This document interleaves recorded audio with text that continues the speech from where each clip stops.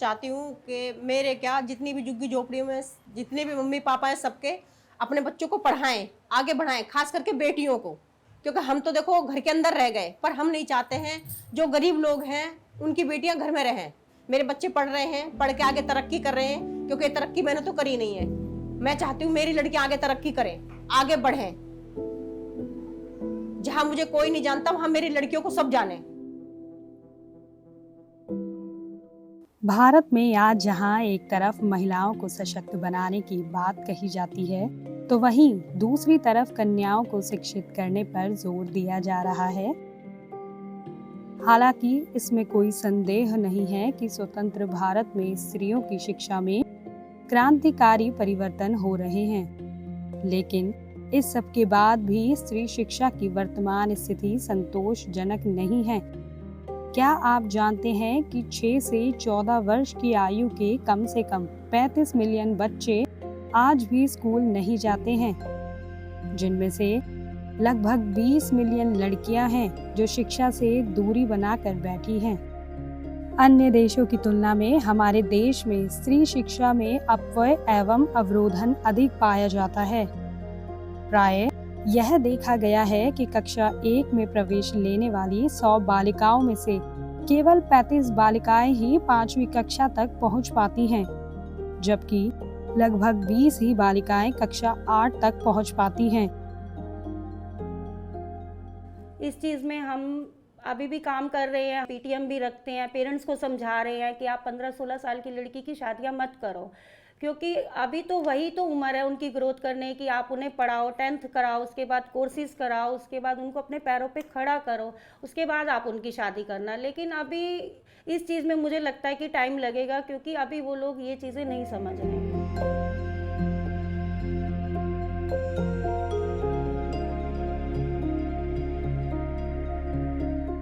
यह समस्या बालकों की अपेक्षा बालिकाओं में अधिक है।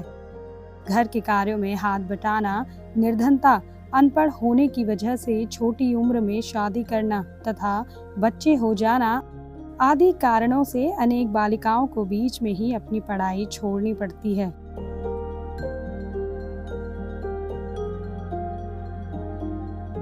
कुछ रूढ़िवादिता ने आज भी महिलाओं के पैरों में जंजीरें डाली हुई हैं। इन्हीं जंजीरों के द्वारा उन्हें शिक्षित होने से रोका जाता है।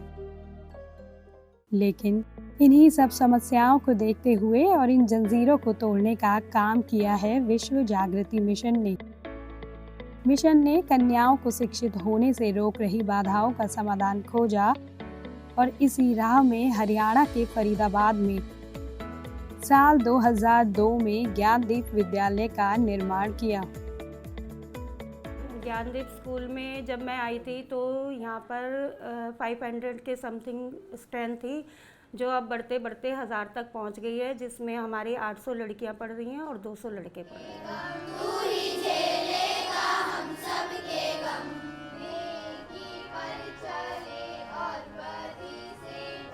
ज्ञानदीप स्कूल सन 2000 में खोला गया था। तब ये मात्र 5 बच्चों से खोला गया था। जो हमारे स्वर्गीय सतीश सतीजा जी थे, उनका यही था कि जो ये बैकवर्ड एरिया की लड़कियां हैं, मैं इनको कुछ शिक्षा ग्रहण करा के इतना इनको पैरों पे खड़ा कर सके कि ये किसी के आगे हाथ ना फैलाए।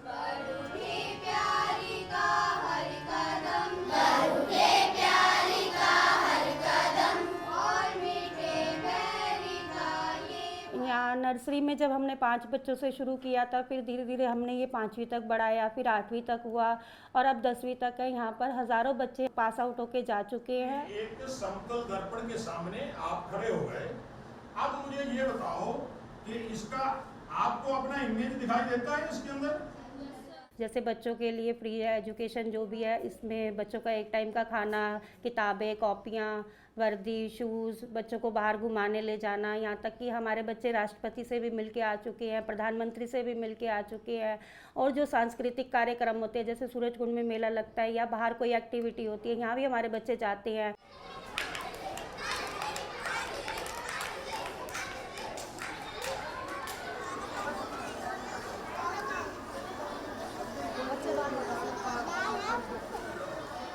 अगर मिशन का हाथ हमारे सर पे ना होता तो हम आज इस मुकाम पर ना पहुंच पाते। मेरा नाम नाजमा है, मैं राहुल कॉलोनी में रहती हूँ। मैं ज्ञानदीप विद्यालय में 10वीं की छात्रा हूँ। मेरा फेवरेट सब्जेक्ट मैथ है। मेरा सपना है मैं बड़े होकर IPS ऑफिसर बनना चाहती हूँ और देश की सेवा करना चाहती हूँ। A1/A2, B1/B2, C1/C2। पढ़ाई जो है वो बिल्कुल फ्री करवाई जाती है, इनको यूनिफॉर्म दिया जाता है, बुक्स कॉपियाँ सब फ्री दी जाती हैं, इनको यहाँ पर खाना दिया जाता है। तो इससे ये अपने पेरेंट्स के ऊपर कोई बोझ नहीं बनती। बच्चों को यहाँ पर गेम्स वगैरह भी कराई जाती है और पढ़ाई के साथ साथ एक्टिविटी भी कराई जाती है। ड्राइंग हो गई, जैसे पेंटिंग वगैरह हो गई। इस स्कूल के अंदर बच्चों को संस्कार सिखाए जाते हैं और अच्छी एजुकेशन दी जाती है।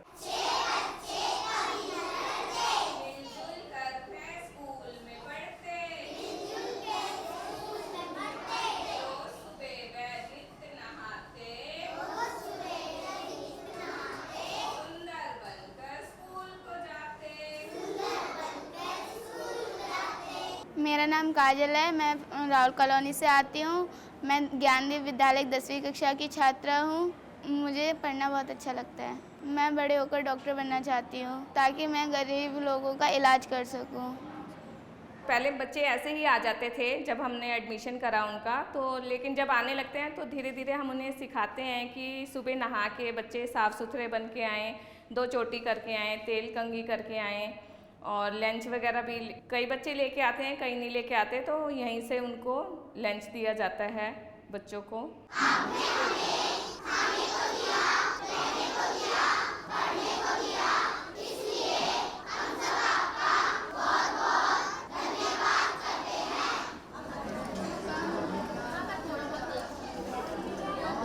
कई बच्चे अपनी एज से बड़े हो जाते हैं लेकिन तब भी उनके पेरेंट्स नहीं भेजते, लेकिन वो अपने आप ही आ जाते हैं हमारे स्कूल में कि हमने पढ़ना है, तो हम उन बच्चों को भी यहाँ पे पढ़ाते हैं। कई बच्चे हमें मिलते हैं तो वो यही कहते हैं कि मैडम मैं तो पढ़ना चाहती हूँ लेकिन मेरे पेरेंट्स नहीं पढ़ाना चाहते। तो हम उन्हें समझाते हैं कि भाई पढ़ाई शिक्षा जो है वो सबसे ज़रूरी है। अगर आपकी लड़की पढ़ी लिखी होगी तो वो अपने घर का खर्चा भी चला सकती है और आप लोगों को भी पाल सकती है।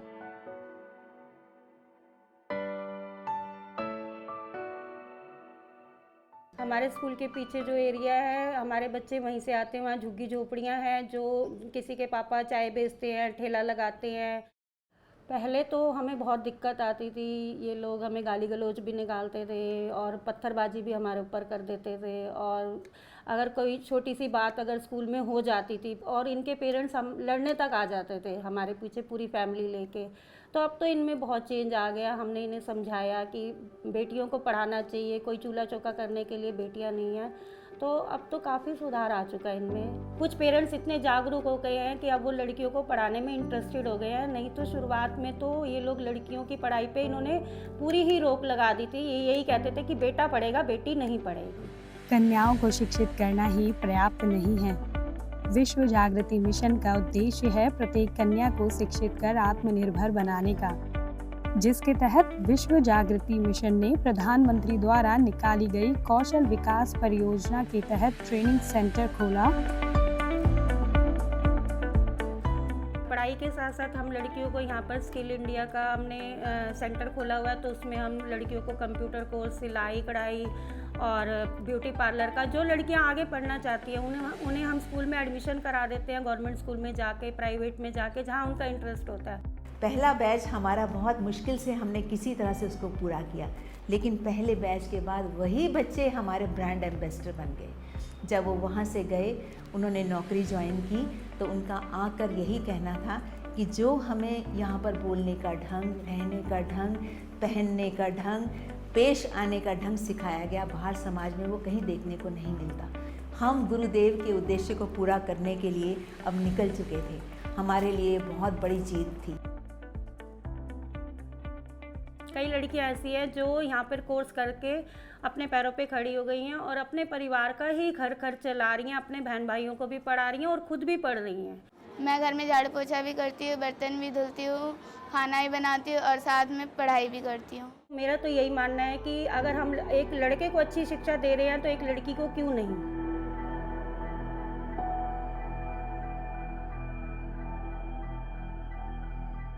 लड़की को भी उतने ही बराबर के अधिकार मिलने चाहिए जितने कि लड़कों को हम देते हैं। फिर भी हम पढ़े लिखे हैं, लेकिन हमारी सोच आज भी वही है कि लड़कियों को कम पढ़ाया जाए और लड़कों को ज़्यादा पढ़ाया जाए। मैं सभी लड़कियों से कहना चाहती हूँ वो पढ़ें और अपने लिए पढ़ें और आगे बढ़ें।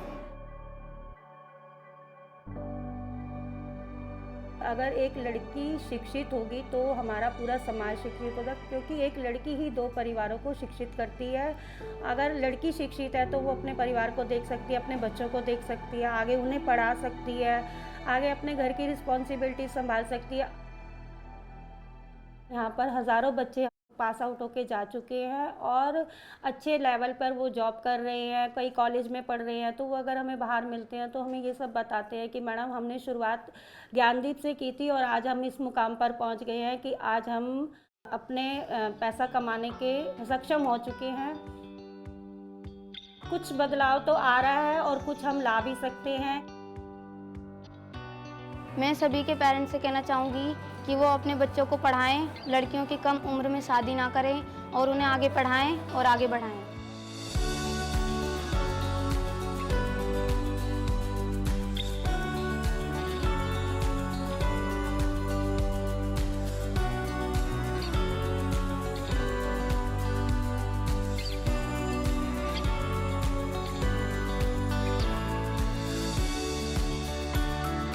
पूरे भारत को शिक्षित बनाने की ठानी है, हमें विद्या हर घर तक पहुंचानी है। इसे उज्जवल भारत की शुरुआत बनानी है।